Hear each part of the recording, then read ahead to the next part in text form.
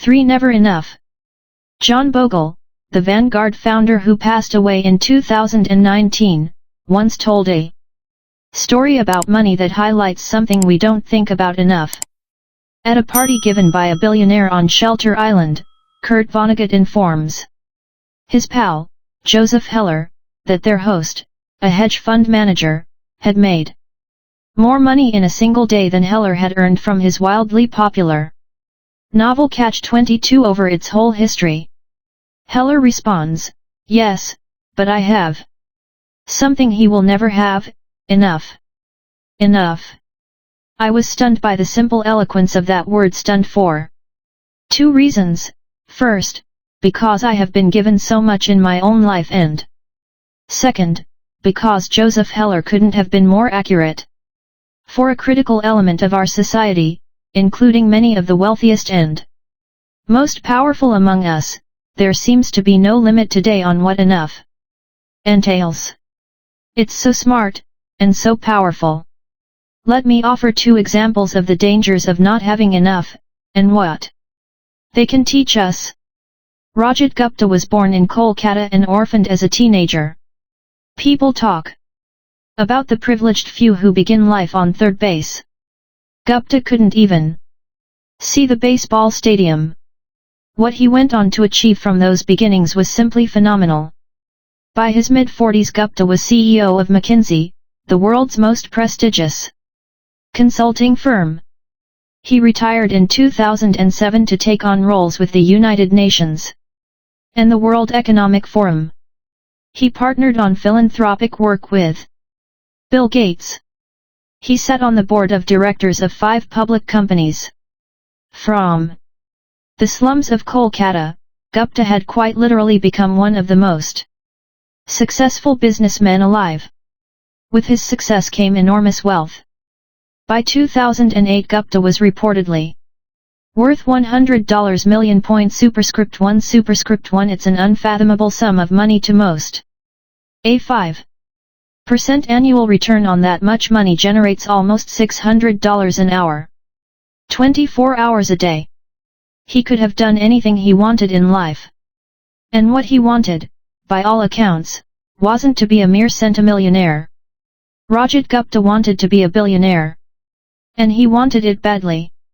Gupta sat on the board of directors of Goldman Sachs, which surrounded him with some of the wealthiest investors in the world. One investor, citing the paydays of private equity tycoons, described Gupta like this: "I think he wants to be in that circle. That's a billionaire circle, right? Goldman is like the hundreds of millions circle, right? Superscript 1 Superscript 2. Right." So Gupta found a lucrative side hustle. In 2008, as Goldman Sachs stared at the wrath of the financial crisis, Warren Buffett planned to invest $5 billion into the bank to help it survive. As a Goldman board member, Gupta learned of this transaction before the public. It was valuable information. Goldman's survival was in doubt, and Buffett's backing would surely send its stock soaring. 16 seconds after learning of the pending deal, Gupta, who was dialed into the Goldman board meeting, hung up the phone and called a hedge fund manager named Rajaratnam. The call wasn't recorded, but Rajaratnam immediately bought 175,000 shares of Goldman Sachs. So you can guess what was discussed. The Buffett-Goldman deal was announced to the public hours later. Goldman stock surged. Rajaratnam made a quick $1 million. That was just one example of an alleged trend. The SEC claims Gupta's insider tips led to $17 million in profits. It was easy money. And, for prosecutors, it was an even easier case. Gupta and Rajaratnam both went to prison for insider trading, their careers and reputations irrevocably ruined. Now consider Bernie Madoff. His crime is well known. Madoff is the most notorious Ponzi schemer since Charles Ponzi himself. Madoff swindled investors for 2 decades before his crime was revealed, ironically just weeks after Gupta's endeavor. What's overlooked is that Madoff, like Gupta, was more than a fraudster. Before the Ponzi scheme that made Madoff famous, he was a wildly successful and legitimate businessman. Madoff was a market maker, a job that matches buyers and sellers of stocks. He was very good at it. Here's how the Wall Street Journal described Madoff's market-making firm in 1992. He has built a highly profitable securities firm, Bernard L. Madoff Investment Securities, which siphons a huge volume of stock trades away from the big board. The $740 million average daily volume of trades executed electronically by the Madoff firm off the exchange equals 9% of the New York exchanges. Mr. Madoff's firm can execute trades so quickly and cheaply that it actually pays other brokerage firms a penny a share to execute their customers' orders, profiting from the spread between bid and ask prices that most stocks trade for. This is not a journalist inaccurately describing a fraud yet to be uncovered. Madoff's market-making business was legitimate. A former staffer said the market-making arm of Madoff's business made between $25 million and $50 million per year. Bernie Madoff's legitimate, non-fraudulent business was by any measure a huge success. It made him hugely and legitimately wealthy. And yet, the fraud. The question we should ask of both Gupta and Madoff is why someone worth hundreds of millions of dollars would be so desperate for more money that they risked everything in pursuit of even more. Crime committed by those living on the edge of survival is one thing. A Nigerian scam artist once told the New York Times that he felt guilty for hurting others, but poverty will not make you feel the pain. Superscript 1 Superscript 3. What Gupta and Madoff did is something different. They already had everything: unimaginable wealth, prestige, power, freedom. And they threw it all away because they wanted more. They had no sense of enough. They are extreme examples. But there are non-criminal versions of this behavior. The hedge fund long-term capital management was staffed with traders, personally worth tens and hundreds of millions of dollars each, with most of their wealth invested in their own funds. Then they took so much risk in the quest for more that they managed to lose everything in 1998, in the middle of the greatest bull market and strongest economy in history. Warren Buffett later put it. To make money they didn't have and didn't need, they risked what they did have and did need. And that's foolish. It is just plain foolish. If you risk something that is important to you for something that is unimportant to you, it just does not make any sense. There is no reason to risk what you have and need for what you don't have and don't need. It's one of those things that's as obvious as it is overlooked. Few of us will ever have $100 million, as Gupta or Madoff did. But a measurable percentage of those reading this book will, at some point in their life, earn a salary or have a sum of money sufficient to cover every reasonable thing they need and a lot of what they want. If you're one of them, remember a few things. 1. The hardest financial skill is getting the goalpost to stop moving. But it's one of the most important. If expectations rise with results, there is no logic in striving for more because you'll feel the same after putting in extra effort. It gets dangerous when the taste of having more money, more power, more prestige increases ambition faster than satisfaction. In that case, one step forward pushes the goalpost 2 steps ahead. You feel as if you're falling behind, and the only way to catch up is to take greater amounts of risk. Modern capitalism is a pro at 2 things, generating wealth and generating envy. Perhaps they go hand in hand. Wanting to surpass your peers can be the fuel of hard work. But life isn't any fun without a sense of enough.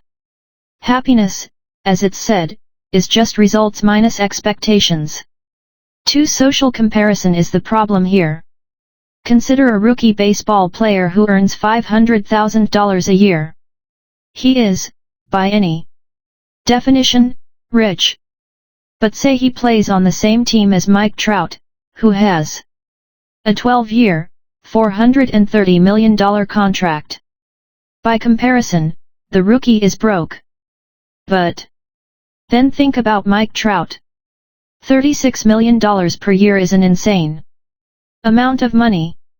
But to make it on the list of the top 10 highest paid hedge fund managers in 2018, you needed to earn at least $340 million in 1 year. Superscript 1. That's who people like Trout might compare their incomes to. And the hedge fund manager who makes $340 million per year compares himself to the top 5 hedge fund managers, who earned at least $770 million in 2018. Those top managers can look ahead to people like Warren Buffett, whose personal fortune increased by $3.5 billion in 2018.